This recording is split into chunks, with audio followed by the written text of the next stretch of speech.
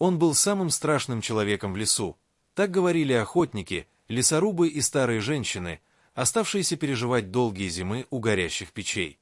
Его имя произносили шепотом, будто боялись, что само эхо принесет беду. Он жил в избушке, скрытой среди елей, где ветер выл, как голодный волк, а снег хрустел, словно кости под сапогами. Говорили, что он зверь, что у него нет сердца, что в его глазах нет ни капли тепла. И никто не знал, что прячется под грубой шерстью его души, пока той ночью в метель он не нашел ее, обмороженную, дрожащую, почти бездыханную. Она смотрела на него, как на последнюю надежду, а он, как на беду, от которой не уйти. Он не собирался спасать ее, но сделал шаг. Еще один. И вдруг мир изменился. Прежде чем продолжим, если тебе нравятся истории, от которых холод по коже и сердце бьется быстрее, подпишись. Твоя поддержка дает мне силы рассказывать дальше. Он поднял ее на руки, легкую, как пустой мешок, и почувствовал, как от ее кожи исходил слабый, почти невидимый жар, словно последние угли в костре, который скоро потухнет навсегда. Его пальцы дрожали, не от холода, а от странного чувства, которое он давно считал умершим. Ему было страшно. Не за нее, за себя. Потому что, спасая ее, он спасал ту часть, которую когда-то пытался закопать в снегу вместе с прошлым. Он захлопнул дверь своим плечом, метель ударила в стену избы, ветер завыл, как будто требовал вернуть добычу. Очаг в углу тлел, слабое оранжевое пятно в бесконечной тьме. Он кинул дрова в огонь, пока искры не вспыхнули, поднимаясь к трубе змейками света. Она все еще была без сознания.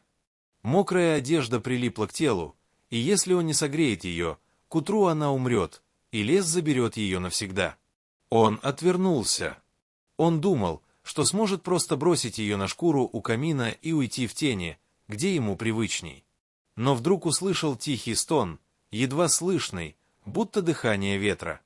Он обернулся, и в этот момент она открыла глаза.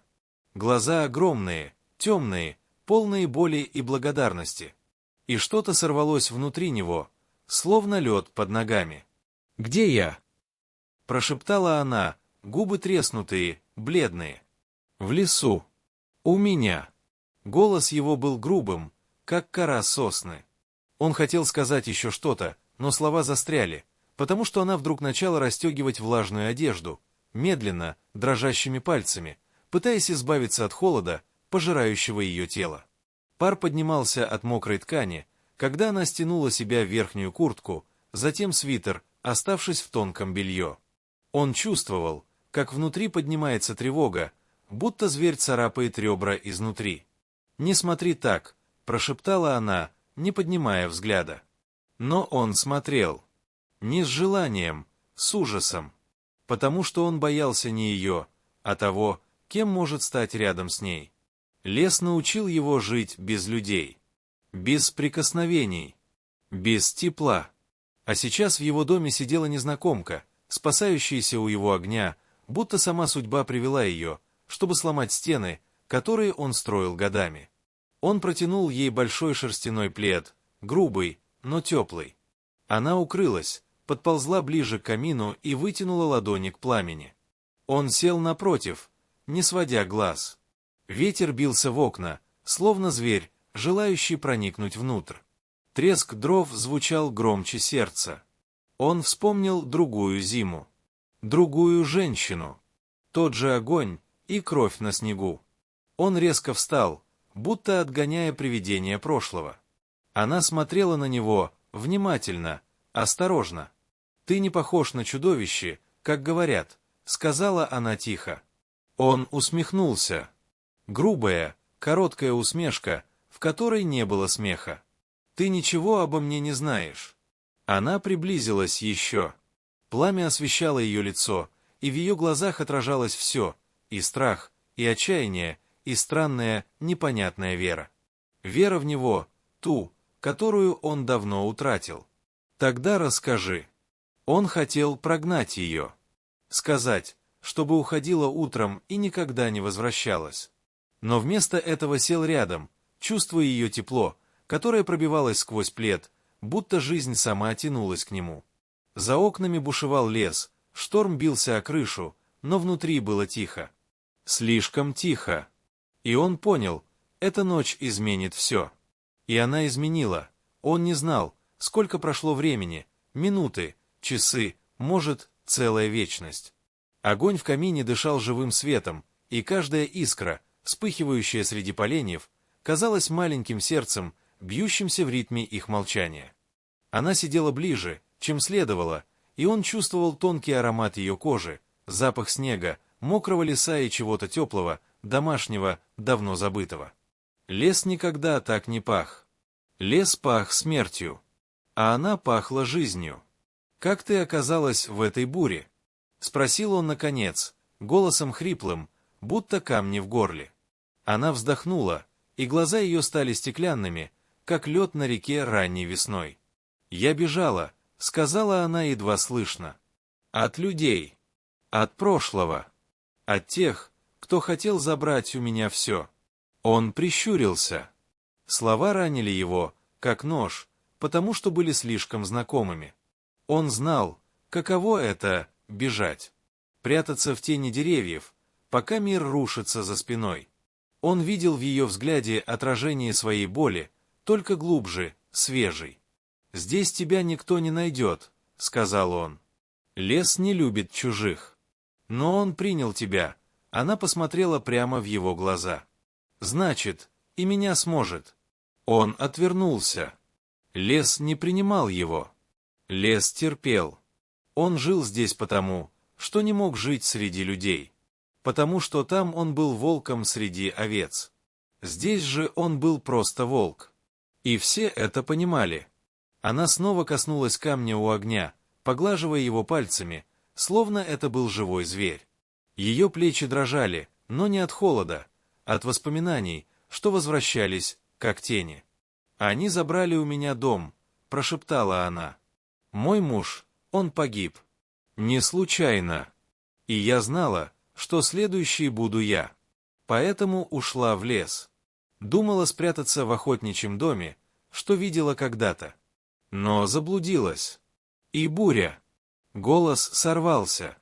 Она прикрыла лицо ладонями, и ее маленькое тело сотрясало тихая, сдержанная боль. Он смотрел на нее, и сердце внутри черной груди, давно окаменевшее, дрогнуло. Он не привык к чужим слезам. Обычно, когда кто-то плакал, он уходил. А сейчас не ушел, он протянул руку, неторопливо, словно боялся спугнуть ее. Уложил плед плотнее на ее плечи. Она подняла глаза, блестящие, мокрые. Медленно, почти робко, прикоснулась к его пальцам. И он не отдернул руку. «Спасибо», — сказала она. И это «спасибо» прозвучало так, будто она дарила ему не слово, а часть своей души. Снаружи ветер ревел все сильнее, стены хижины дрожали. Он поднялся, подошел к окну, выглянул в темноту. Лес был засыпан снегом, сугробы почти достигали подоконника. Ночь была густой, тяжелой, без лунного света. Там, за пределами этих бревен, царствовал холод, который пожирал живое без жалости.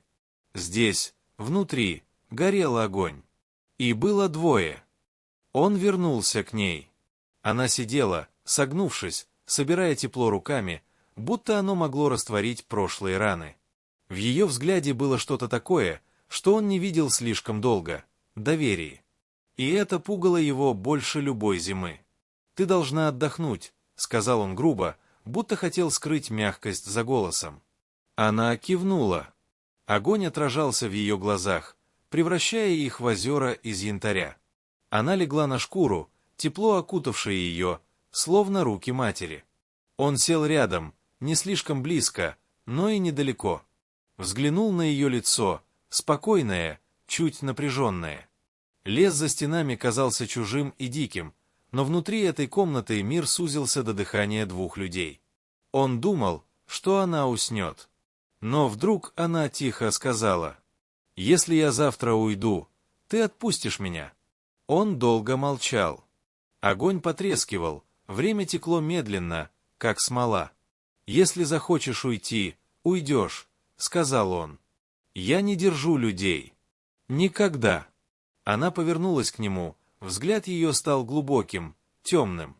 «А если не захочу?» Слова ударили по нему, как удар молота по железу.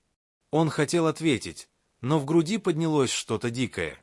Страх, желание, воспоминание. Все смешалось. «Тогда останешься», — сказал он. «Но помни, жизнь со мной, как жизнь с бурей. Я недобрый». Она медленно поднялась, подошла ближе, лишь на несколько шагов. Пламя колыхалось между ними, как живое сердце. Она протянула руку, коснулась его груди, прямо там, где билось сердце, которое он считал мертвым. «Доброе — то, что спасает, а не то, что мягкое», — прошептала она. Он вдохнул резко, будто ей удалось пробить его броню. Она стояла почти вплотную, тепло ее тела смешивалось с жаром огня, и он чувствовал, как мир сужается до одной точки — ее. Он знал, если сделает шаг, пути назад не будет. И он сделал шаг, короткий, но равный прыжку через пропасть, отделявшую зверя от человека. Он чувствовал, как ее дыхание касается его шеи, теплое и хрупкое, будто весенний ветерок среди вечной зимы. Она смотрела ему в глаза, и в этом взгляде не было ни страха, ни сомнения, только тихая просьба «не отпускай». Он коснулся ее плеча, осторожно, будто она могла рассыпаться от одного неправильного движения. Ее кожа была теплой, живой, и эта простая человеческая близость обожгла пальцы сильнее любого огня. Она закрыла глаза, будто отдаваясь моменту, а он вдруг понял, что не помнит, когда в последний раз держал кого-то так близко. Может, никогда. Но ветер внезапно хлопнул ставнями, и они оба вздрогнули. Он вспомнил лес, дикий, злой, голодный. Здесь нельзя отпускать себя. Здесь любое чувство может стать слабостью, а слабость — смертью. Он отошел на шаг, будто вырвал себя из сна. Она смотрела на него все так же внимательно, но теперь в ее взгляде читалось что-то еще — ожидание. Он чувствовал, как внутри него борются два волка. Один тянулся к ней, другой рычал, требуя одиночества. «Тебе нужно спать», — сказал он низко. «Ночь длинная». Она поняла, что он отстраняется, но не обиделась. Лишь кивнула и снова устроилась на шкурах у камина. Он сел у стены, как делал каждую ночь, когда слушал лес. Но теперь лес был не единственным, кого он слушал. Он слышал ее дыхание, тихое, ровное, будто шепот жизни, вернувшийся в дом. Он думал, что не уснет, но огонь успокаивал, а ее присутствие странно грело. Глаза закрылись сами, и впервые за долгие годы он заснул не в одиночестве. Проснулся он от тишины, слишком глубокой, такой, что уши звенели. Огонь почти угас, остались лишь угли, красные точки, словно глаза зверя в темноте. Она все еще спала, свернувшись клубком, укрытая пледом. Лицо ее было спокойным, слишком спокойным. Он поднялся и подошел к дверям. Тихо, чтобы не разбудить ее. Приоткрыл. Холод ворвался внутрь, как нож. Снегом занесло порог, деревья склонились под тяжестью льда. Но это не то, что заставило его сердце ударить сильнее. Следы. Свежие. Глубокие. Человеческие. Не ее. Он видел по размеру, по расстоянию между шагами. Кто-то прошел мимо хижины ночью. Очень близко. Слишком близко. Он почувствовал, как к горлу поднимается старая ярость. Лес редко подпускал людей так глубоко. А тот, кто пришел сюда, знал, что ищет. Он закрыл дверь, но лицо его стало каменным, взгляд — ледяным. Она проснулась, будто почувствовав перемену в воздухе. «Что случилось?» — спросила, садясь, притягивая плед ближе. Он смотрел на нее долгую секунду, потом сказал: «Нас нашли». Она побледнела. Все тепло, что вернулось в ее лицо за ночь, исчезло. «Это они», — прошептала она. Я знала, что они не остановятся. Он взял ружье, стоявшее у стены. Проверил замок, заряд. Движения уверенные, быстрые, почти машинальные.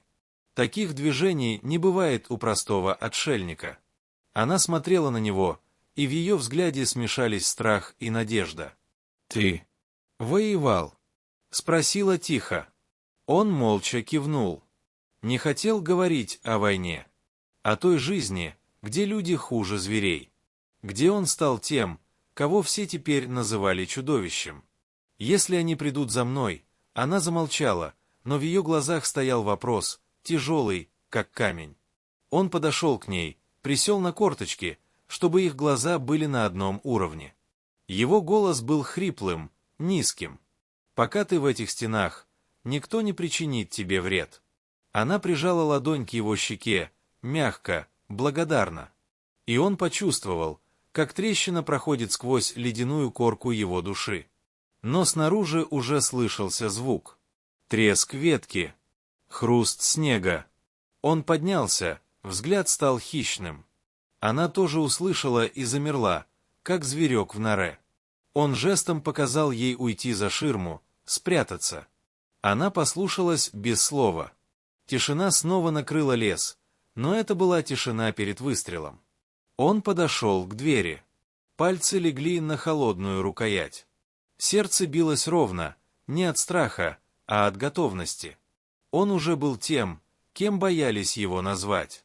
Человеком, которого лес сделал зверем. Он распахнул дверь и увидел силуэты в снегу, темные, чужие. Трое. Один из них держал фонарь, свет которого резал темноту острым ножом. Другой — винтовку. Третий смотрел прямо на него, и в его взгляде была уверенность охотника, нашедшего добычу. «Мы ищем женщину», — сказал тот, что стоял впереди. «Мы знаем, что она здесь». Он молчал. Снег падал крупными хлопьями, ветер свистел, но внутри него все было тихо, как замерзшее озеро. «Уходите», — сказал он наконец. Мужчина впереди усмехнулся. «Или что? Ты один против троих». Он приподнял ружье. Медленно, спокойно. Один против тех, кто пришел умирать. Лес вздохнул. Ветер взвыл. Первый выстрел не был слышен, он был почувствован. Как удар грома прямо в грудь ночи. И история только начиналась. Пламя вспыхнуло в его глазах, когда первый выстрел разорвал тишину. Пуля ушла в ночь, свистнула над головой ближайшего незваного гостя и вонзилась в сосну позади. Мужчина с фонарем вздрогнул, пригнулся, и свет дернулся, рассыпав тени на снегу. Но выстрел был не на поражении, он был предупреждением. Последним. «Он стреляет!» — крикнул один из них, бросаясь в сторону. «Я говорил вам, уходите», — произнес хозяин леса, не повышая голоса. Ответом стал выстрел со стороны пришельцев, резкий, злой. Пуля ударила в дверной косяк, расщепив дерево, щепки брызнули ему в лицо. Он не моргнул, только сжал челюсть, поднял ружье и выстрелил снова, на этот раз метко. Человек с винтовкой, стоявший справа, дернулся, схватившись за плечо, и рухнул в снег, издав сдавленный вопль. Остальные двое бросились за деревья. Он стоял на пороге, словно сама тьма была его плащом. Снег кружил, оседая на его волосах и бороде, превращая его в призрак, живущий среди вьюги. Он не двигался, ожидая, пока они решат, отступить или умереть на его земле. Сзади послышался шорох.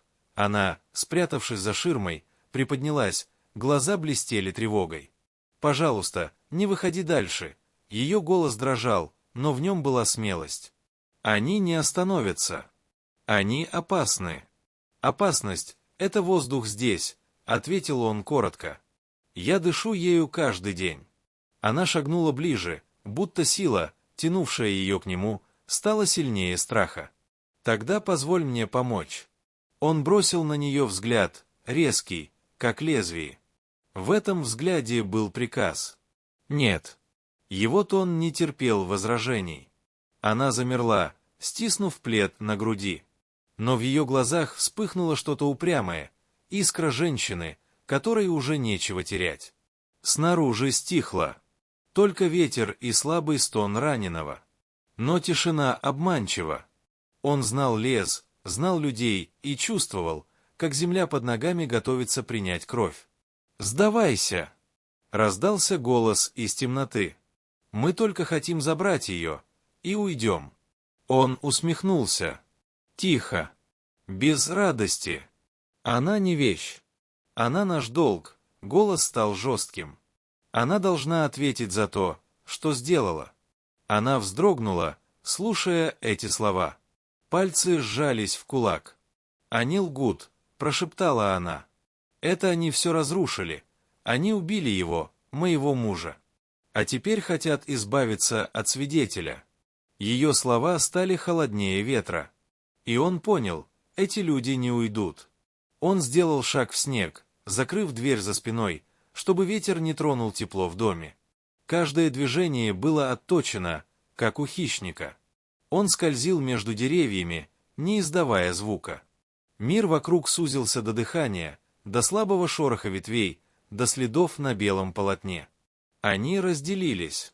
Один справа, другой слева. Он знал, что будут обходить, пытаясь зайти с тыла. Но лес — его дом. Их дом лишь городская улица и бутылка у костра. Он прижался к стволу ели, чувствуя ладонью шершавую кору. Тени двигались. Один показался впереди, фонарь снова вспыхнул. Хозяин леса поднял ружье, не торопясь. Выстрел короткий, точный. Фонарь упал в снег, свет мигнул и погас, будто кто-то вырвал кусок ночи. Остался один. Самый тихий. Самый опасный. Он знал, что тот не побежит. Такие, как он, идут до конца. Снежинки тихо ложились на ружье. Дыхание паром поднималось в воздух, растворяясь в вьюге. Потом он услышал шаг. Легкий, как у зверя. Сзади. Он развернулся резко, но противник был уже близко. Вспышка стали, нож. Удар в бок. Неглубокий, но горячая боль пронзила тело. Он перехватил руку нападавшего, ружье упало в снег. Мужчина навалился всей массой, пытаясь вдавить лезвие глубже. Они рухнули, катясь по снегу, как два волка, бьющихся за жизнь. Хруст льда, тяжелое дыхание, приглушенные рыки. Он ударил противника локтем в лицо, тот застонал, но не отпустил нож. Лезвие скользнуло по коже, кровь каплями упала на снег, красная на белом. Он ощутил вкус железа на языке. Глаза его полыхнули. И в этот миг внутри него что-то сломалось, или наоборот, восстановилось. Сила, забытая, первобытная, прорвалась наружу. Он перевернул мужчину, прижал к снегу, перехватил запястье с ножом и сдавил так, что тот вскрикнул, уронив оружие. Потом его кулак опустился один раз. Второй. Третий. Снег окрасился темными пятнами. Мужчина затих. Лес снова стал тихим. Он поднялся, тяжело дыша, прислушиваясь, нет ли еще кого. Только ветер. Только деревья. Только ночь, смотрящая немыми глазами. Он подобрал нож и вернулся к дому. Каждый шаг давался тяжело, кровь теплой струйкой стекала по боку, пропитывая рубаху. Но внутри горел тот же огонь, что в камине. Живой. Она распахнула дверь, когда увидела силуэт. Глаза, расширенные, полные ужаса и надежды. «Ты ранен!» Она бросилась к нему, подхватив за руку. «Сядь! Быстро!» Он не сопротивлялся. Падал в ее руки так же естественно, как снег падает с ветвей. Она усадила его у огня, сняла окровавленную куртку, пальцы дрожали, но движения были уверенные. Она разорвала ткань сорочки, чтобы увидеть рану. Поверхностно, сказала, с облегчением выдохнув. Но надо остановить кровь. Она взяла кувшин с горячей водой, нагрела тряпицу, вымыла рану. Он молчал, только дыхание становилось тяжелее, когда вода касалась пореза. Но он смотрел не на рану, на нее, на то, как сосредоточенно она работает, как кусает губу, когда больно не ему, ей. «Ты могла бы оставить меня», — сказал он тихо. «Убежать». Она подняла глаза, и в их глубине отражался огонь. «А ты мог бы не спасать меня». Но мы оба сделали свой выбор. Слова упали между ними, как угли на сухие дрова. Огонь вспыхнул.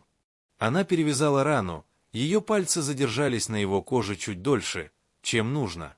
Он вдохнул глубоко, запах ее волос, тепло, близость. В груди что-то раскрылось, словно замерзшая река треснула, и вода пошла. «Они вернутся», — сказал он после паузы. «С друзьями. С оружием. Тогда мы должны быть готовы», — ответила она. «Я не убегу больше». Он смотрел на нее долго. И впервые за многие годы не видел чужую. Только ту, кто выбрала остаться рядом со зверем. За окном снова поднялся ветер. Но теперь его вой не приносил отчаяния. Он был песней битвы, предвестником новой главы. Лес слушал. Дом слушал. И они, двое, слушали друг друга. Он положил руку поверх ее руки. Тогда остаться.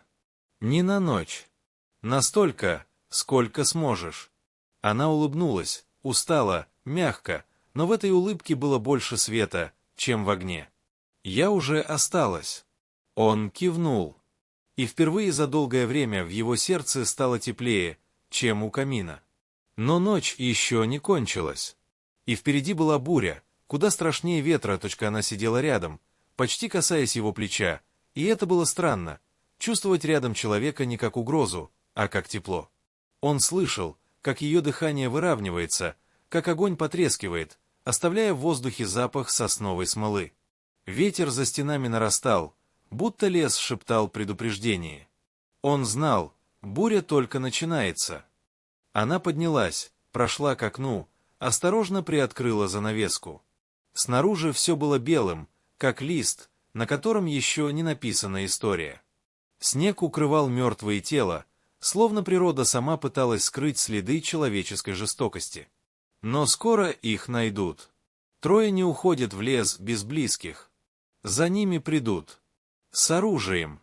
С ненавистью. С голодом крови. «Ты уверен, что справишься?» — тихо спросила она, не отводя взгляд от морозной бездны за стеклом. Он не сразу ответил. Слова были не нужны. Ответ стоял в его глазах, в руках, привыкших держать оружие, в дыхании человека, который видел смерть и пережил ее. «Я справлялся раньше», — произнес он наконец. «Справлюсь и теперь. Но не один». Она повернулась к нему. В ее лице было что-то новообретенное, мужество, решимость, пламя, которое может согреть или сжечь. «Я останусь и буду рядом, даже если придет ночь, без огня и надежды». Он смотрел на нее, будто пытался понять, почему она не убегает. Почему вместо страха — вера? И вдруг поймал себя на мысли, что давно забыл, как выглядит вера. Особенно в него. Его дыхание стало глубже, медленнее. Он хотел что-то сказать, может, слова, которых никогда не говорил. Но дверь вдруг треснула, будто кто-то изнутри мира рвал ее когтями. Бум! Она вскрикнула и отпрянула, но он поднялся мгновенно, забыв о ране. Ружье уже было в руках. Он жестом приказал ей спрятаться. Она не спорила, исчезла за ящиками, хватая нож, найденный у убитого нападавшего. Он заметил это, и уголок его губ дрогнул. Она не была слабой. Второй удар в дверь был сильнее. Из щели посыпались щепки. Тень снаружи двигалась, бросая огромную фигуру на снегу. Он услышал голоса, не трое. Больше. Много больше. «Открывай!» — крикнули. «Мы знаем, что вы внутри». Он вдохнул, как перед прыжком в ледяную реку. Пальцы крепко легли на спусковой крючок. В груди стучал барабан войны, который он думал давно похороненным. «Не открывай», — прошептала она, выглянув чуть-чуть, глаза блестели. «Они убьют нас обоих». Он бросил взгляд на нее, короткий, но полный смысла. «Пусть попробуют». Треск. Дверь ударили в третий раз, и петли заскрипели, как кости старика. Он прижал приклад к плечу. Огонь в камине качнулся, тени прыгнули по стенам. Она держала нож, руки дрожали, но взгляд был стальным. Ветер взревел, как зверь, рвущийся в дом.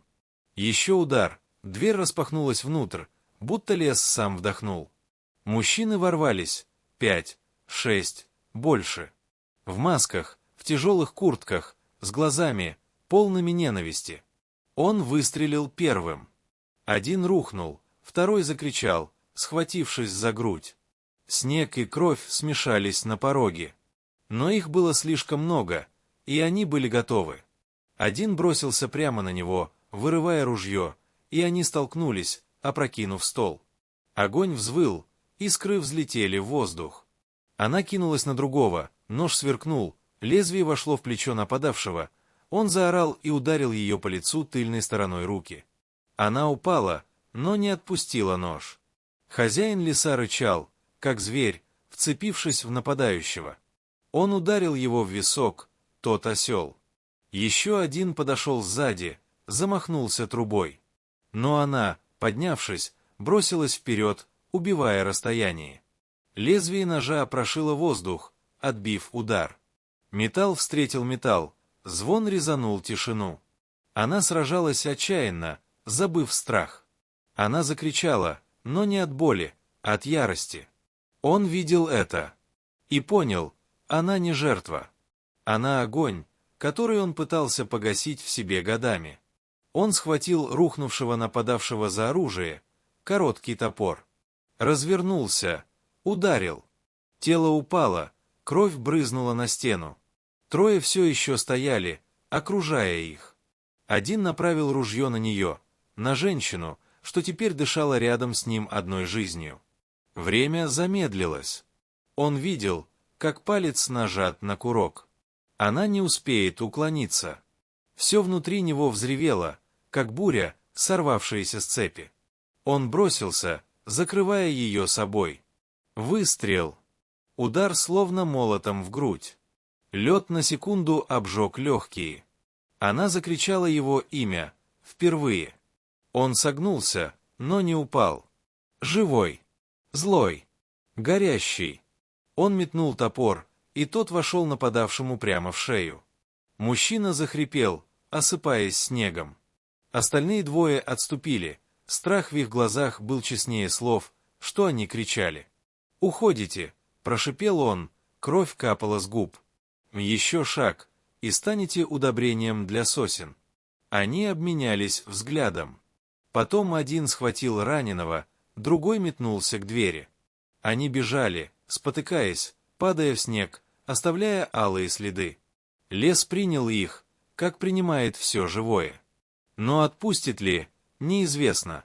Тишина вернулась, но уже другая, тяжелая, в крови и дыме. Он упал на колено, дыхание рвалось. Она бросилась к нему, схватила лицо ладонями. «Не смей умирать, слышишь?» Слезы стекали по ее щекам, смешиваясь с кровью на его коже. «Ты не можешь оставить меня». Он смотрел на нее, близко, как никогда. Слова выходили с трудом, но были честными, как снег за окном. Никогда не думал, что услышу такие слова. Она прижалась лбом к его. Ее руки были теплыми, и это тепло держало его здесь, в мире живых. «Мы выберемся», — сказала она. «Я не боюсь леса. Только потерять тебя». Он снова вдохнул, больно, но живо. В его глазах вспыхнуло то, что он давно не испытывал, желание не просто выжить, а жить. Он поднялся, обняв ее за плечи, крепко, как держит смысл. «Тогда держись рядом». Началась охота. Снаружи ветер усилился, завывая, как стая волков. Но теперь в хижине было два сердца, бьющихся в унисон. И лес, казалось, слушал их дыхание, точка голова звенела. В висках билось пульсом воспоминание о выстрелах, о войне, о криках, которые он годами пытался забыть. Но рядом с ним снова было тело, человеческое, теплое, безжизненно тяжелое. Он видел такие взгляды 1000 раз. И каждый раз думал, что больше не сможет, но все снова повторялось. За дверью она стояла, прижимая плед к груди, глаза огромные, как у зверя, загнанного в пик снежной бури. Она не кричала, не плакала, будто знала, что истерика сейчас лишь разбудит голодный лес вокруг. «А они не остановятся», — прошептала она, подойдя ближе. «Если двое ушли, значит, вернутся с другими. Они хотят вернуть меня». Он молча взял ее за руку и увел от двери. Пальцы у нее были холодные, дрожащие. В его ладони они казались почти невесомыми. На мгновение она прижалась к нему плечом, словно искала опоры, как ребенок, который боится темноты. Он разжег огонь снова, подкинул поленья, будто этот треск и свет могли стать стеной между ними и надвигающейся угрозой. Она сидела на шкурах, обняв колени, и лишь наблюдала за ним, будто пыталась понять, что же скрывают эти молчаливые глаза. «Скажи мне честно», — наконец сказала она, — «зачем ты живешь здесь один? От кого ты бежишь?» Он остановился. Ее вопрос был как нож, мягко вошедший в старую рану. «От самого себя», — ответил он. Она медленно кивнула, словно это объясняло все и ничего. Потом подняла взгляд. «Но сегодня ты выбрал не прятаться.